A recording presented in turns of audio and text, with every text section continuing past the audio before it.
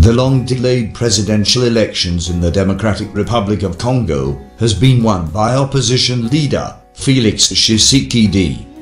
This provisional result was announced by the country's Electoral Commission.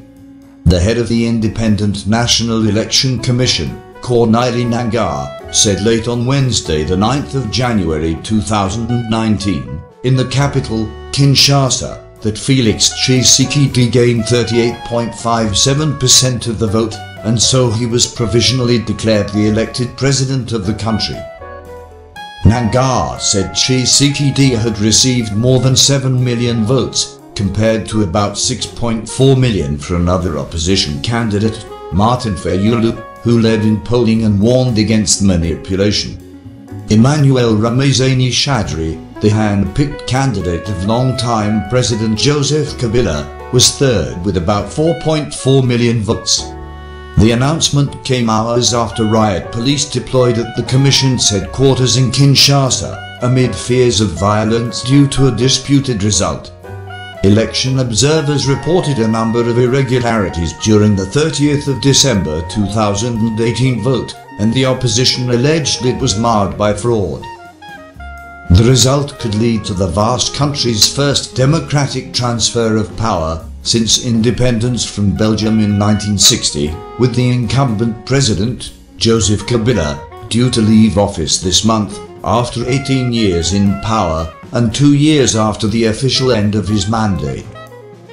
However, vote tallies compiled by the DRC Catholic Church found Martin Fayulu had clearly won the election, raising the fear of a standoff that many fear could lead to violence. In a conference last week, the church's bishop said that it knew the identity of the winner and demanded that the Electoral Commission publish accurate results. The church did not say who it thought the winner was, but briefed diplomats on its conclusions. Losing candidates can contest the results before the country's constitutional court. It is not immediately clear whether Martin Fayulu will do so.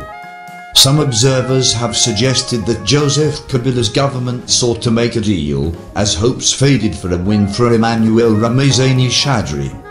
The result is certain to fuel further suspicion that Felix Tshisekedi struck a power-sharing pact with Joseph Kabila. Felix Tshisekedi's camp has acknowledged contacts since the vote with Kabila's representatives, but denies there has been any kind of deal.